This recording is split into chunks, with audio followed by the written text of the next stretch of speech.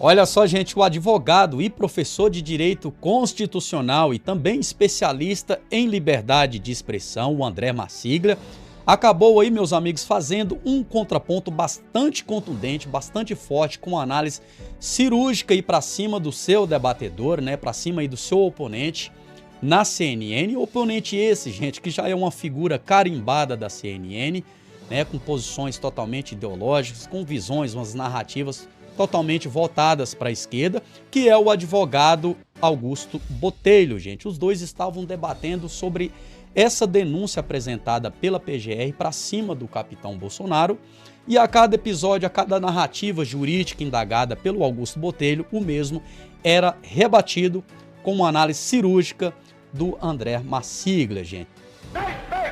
Gente, esse vídeo tá quentíssimo e é por isso que eu peço para que você fique comigo até o final desse vídeo, para que você faça uma análise cirúrgica sem pretensão ideológica, mas se baseando, gente, em fatos e também nos detalhes aqui no decorrer do nosso conteúdo, tá bom? Bora pro vídeo e, como eu disse, no final você deixa aí a sua opinião nos comentários. O alcance da delação do Mauro Cid. A Procuradoria-Geral da República, assim como a Polícia Federal, dizem não é a prova única deste caso. Você tem fotos, vídeos, um cruzamento de informações, mas é notório que esta é a principal causa. Não é a única, mas é a principal prova desse processo. Isso é suficiente para condenar o ex-presidente Jair Bolsonaro? A gente tem que entender o processo penal, principalmente um processo de repercussão e complexo como esse, uma maratona. O que eu tenho visto muitas vezes, até pessoas comentando em redes sociais, em emissoras, em jornais, um pouco afoitos, parecendo que um processo criminal ele é uma corrida de 100 metros. Não, ele é uma maratona. Portanto, é sempre importante que essa delação ela seja acompanhada de outros elementos de prova. Neste caso específico, eu entendo que há suficientes provas de corroboração que sustentam o oferecimento de uma denúncia contra aqueles denunciados com base nessa delação premiada, mas não somente com base nessa delação premiada, porque, volto a dizer, há inúmeras provas que corroboram aquilo que Mauro Cid, em colaboração, falou.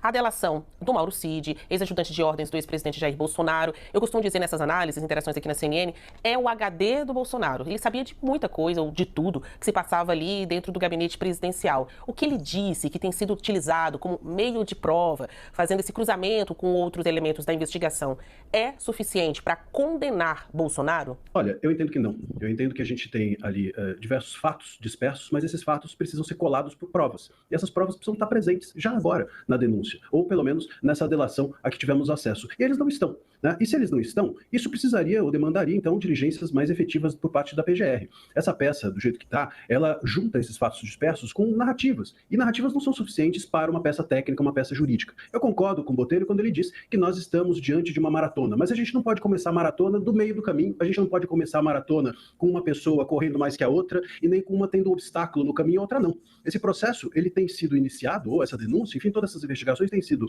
iniciadas com diversas nulidades. A própria PGR turbinou, isso saiu da imprensa, até a própria Folha comenta que foi turbinada pela PGR as investigações da Polícia Federal. A gente viu nessas delações, que esses vídeos de delação do Mauro Cid, que obviamente o ministro Moraes coloca como última chance, ameaça de prisão o Mauro Cid. Isso é totalmente irregular, quebra a espontaneidade da delação. Nós temos uma dificuldade de acessibilidade aos autos por parte dos advogados, e não é só agora. Eu, inclusive, fui o primeiro advogado dos inquéritos das fake news, com o caso da revista Cruzoé, e até hoje eu não tive acesso integral aos autos. Como é que você pode preparar a sua defesa com parte daquilo que acusa o teu cliente e se ele vai ser julgado com parte na íntegra? Então essas nulidades todas, o próprio ministro Moraes sendo vítima e também juiz, é constrangedor, inclusive, ele dizer, no meio da delação do Cid, a gente viu no vídeo ele dizendo o meu monitoramento, quando alguém me monitorava, quer dizer, tudo isso é completamente estranho e alheio ao universo do direito, a um processo democrático. Então é uma maratona, mas se a maratona começa errado, se a maratona começa viciada, não tem como ela terminar bem.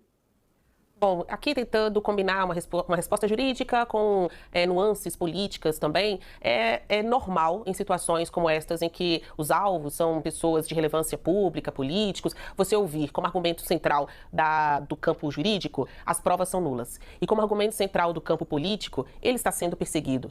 Então a minha pergunta para você, Augusto, agora, tem cheiro de lava-jato? Não, de forma nenhuma. qualquer comparação com a Operação Lava Jato, para esse caso, ela é completamente desmedida, completamente desmedida.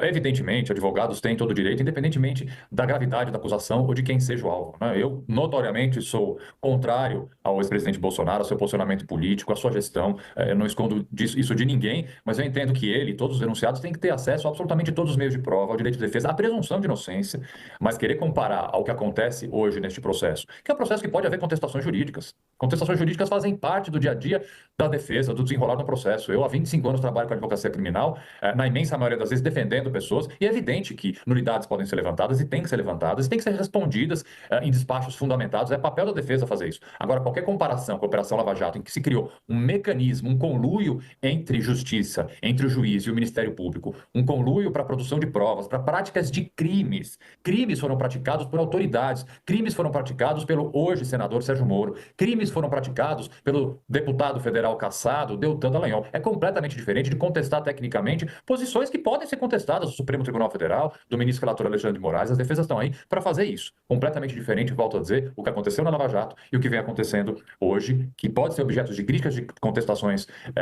por parte dos advogados, neste caso de uma tentativa de golpe de Estado. E para você, Marcília, tem cheiro de Lava Jato?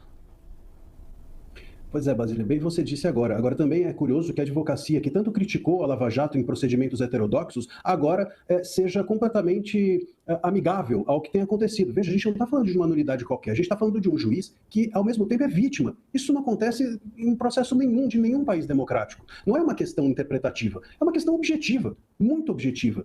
E então esse é um grande problema. Aliás, essa comparação com a Lava Jato, no sentido de haver um conluio entre juiz, procurador e etc., aqui nem tem essa discussão, porque o juiz, o procurador, o investigador e a polícia, todos eles estão reunidos numa pessoa só. Nem precisa dizer que há conluio, porque todos eles são uma pessoa só, que está resumida no ministro Moraes.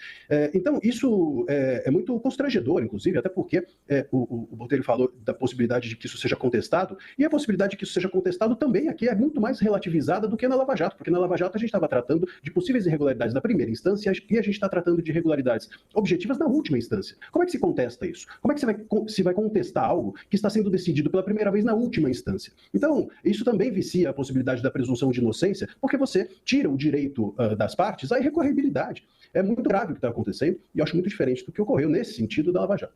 Mas, com certeza, essas nulidades, acredito que podem, sim, assim como as nulidades da Lava Jato, as nulidades do que ocorreu agora, podem um dia ser contestadas. Não acredito que agora, por conta desse fato de que estamos tratando da última instância. Mas, como o tempo é o senhor da razão, essas nulidades sejam adiante suscitadas e possam ser ouvidas por outros players que estejam envolvidos nesse processo adiante. Olha, se o tempo da política não é o tempo da justiça, quem que vai chegar antes?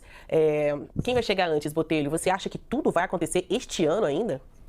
Eu gostaria de ter uma bola de cristal para responder a várias perguntas, inclusive essa.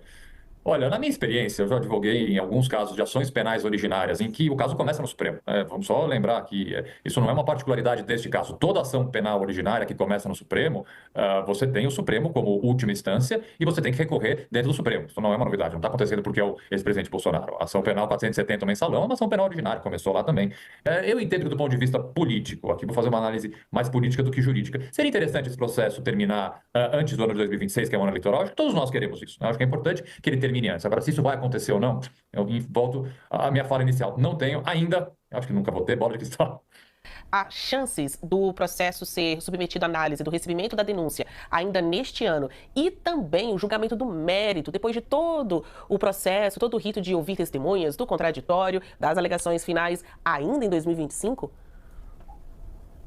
Olha, Basília, eu não tenho bola de cristal, mas eu leio as notícias. E os próprios ministros do STF já se manifestaram, dizendo que eles querem que esse julgamento ocorra ainda esse ano para não tumultuar o ano político. Quer dizer, os próprios ministros com isso assumem que esse julgamento tem um impacto, no mínimo, para não dizer que tem um teor ou um conteúdo político, tem no mínimo um impacto político que eles querem contingenciar, o que não cabe a eles. Aliás, não cabe a ninguém. Como você bem disse, o tempo da justiça não é o tempo da política. E não pode ser, até porque a gente não faz justiça apenas com resultados. A gente faz justiça com o procedimento. O que faz um procedimento ser justo ou democrático não é o resultado, mas é o percurso dele, a viagem que ele faz até o resultado. E se isso tiver prazo, obviamente, você compromete a possibilidade de apresentar ampla defesa, sobretudo quando você tem 34 denunciados, quando você tem um caso grave como esse, quando você tem um ex-presidente da República envolvido como um suposto mandante de tudo isso, um chefe de um golpe de Estado. A gente não está falando de algo qualquer. Então, óbvio que isso mereceria o maior cuidado do mundo, mas parece que isso já tem um prazo declarado. E só um ponto também, Basília, de fato, não é uma novidade nós temos uma ação originária no STF, mas a gente não pode ter ação originária no STF sem previsão legal,